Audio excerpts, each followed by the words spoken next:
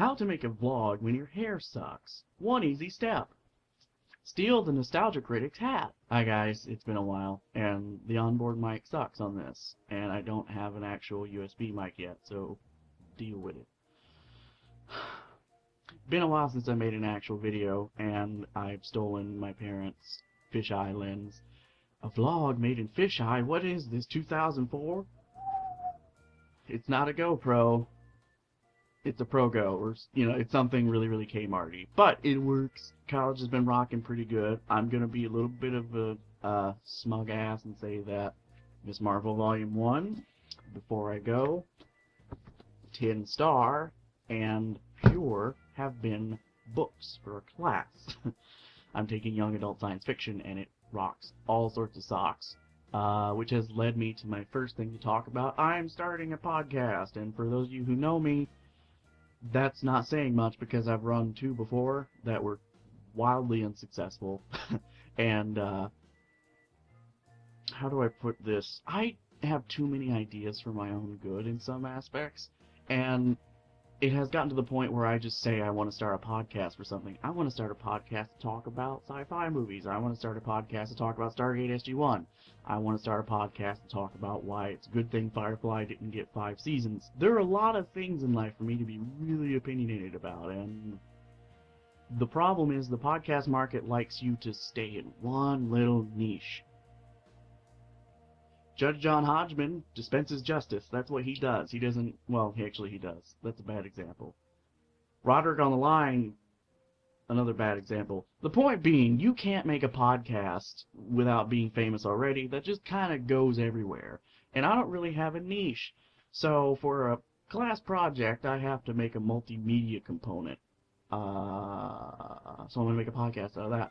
I have no idea what I'm going to name it yet, but I do think I can pull off a podcast discussing young adult science fiction. On a side note, I think my copy of Tin Star may be stolen. It has a New York Public Library sticker on it.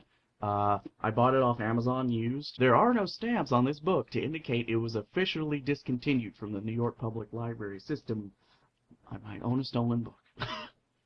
Young adult science fiction, as we all know, is a huge part of literary young adult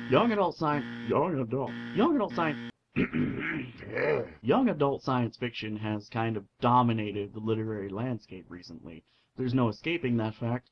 All you have to do is say Hunger Games and everyone loses their mind. I do not think there's anything particularly wrong with adapting young adult sci-fi into movies, but it has made it dominate books recently, and as a result, it's kind of a smart thing to write science fiction for young adults, and there are 2 ways to go about this. One, you can seem like a money-grubbing whore who just wants to write what the market wants right now, hence the flood of paranormal teen romance that came out right as Twilight started to get popular. Or you can take it as someone who loves writing and wants to convey a message, and there are a lot of different definitions of science fiction out there, but the one I like the most is that science fiction is a way for us to tell stories about change using things we understand right now but maybe aren't technically possible. My favorite example of this so far being Tin Star, because Tin Star, Tula Bane is not the one. She's not particularly impressive. She's not like Katniss.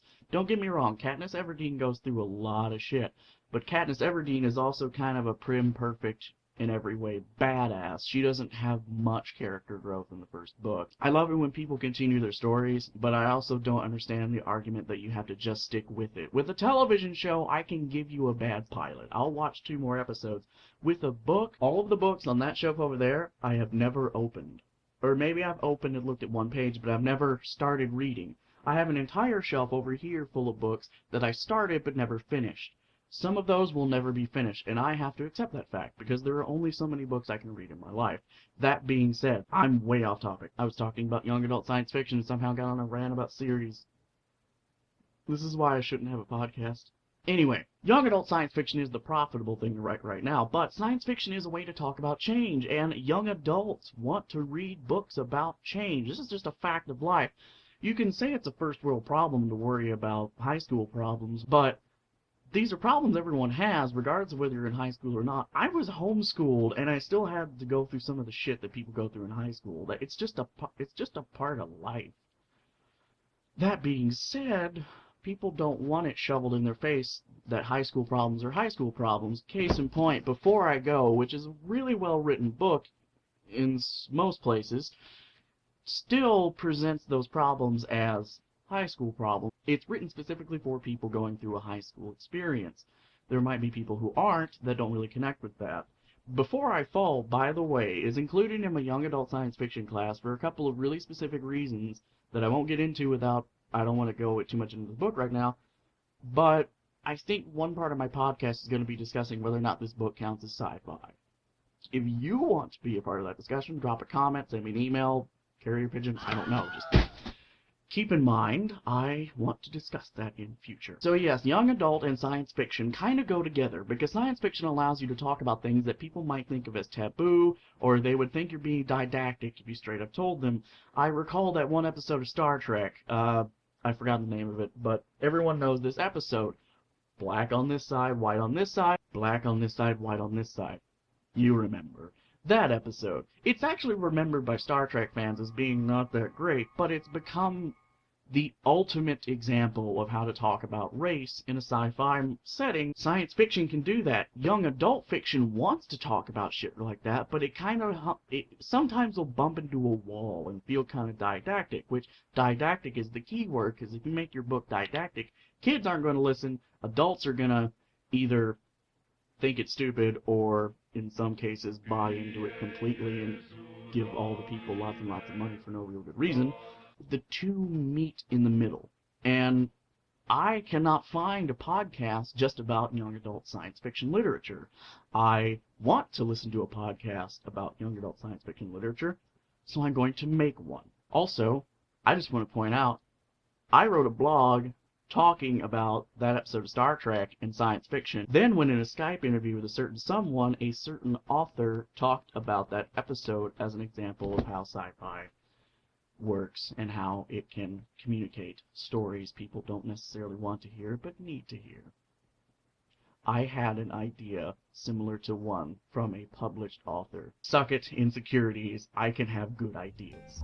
Oh, side note, I am starting my gaming channel back up, primarily because a very, very close person to me wants to see the plot of Fear. They are also too scaredy cat to play Fear all the way through, so I will be doing a long play of Fear. I'm also considering doing a long play of Call of Duty 4 Modern Warfare. Why, you ask? Because it was the last good Call of Duty campaign, and I feel like it would be fun to revisit a very important part of my childhood. Call of Duty 4 was the very first game I ever played online, and it was the first-person shooter I truly got into, and I found the campaign to be enrapturing as a 14-year-old or however old I was at the time, and it's due time to go back and see if that story is actually still good, or if I was blowing it out of proportion. So that was Fisheye Cam. It's weird, I'm staring directly into the camera, I feel like Zay Frank. I'm going to go now.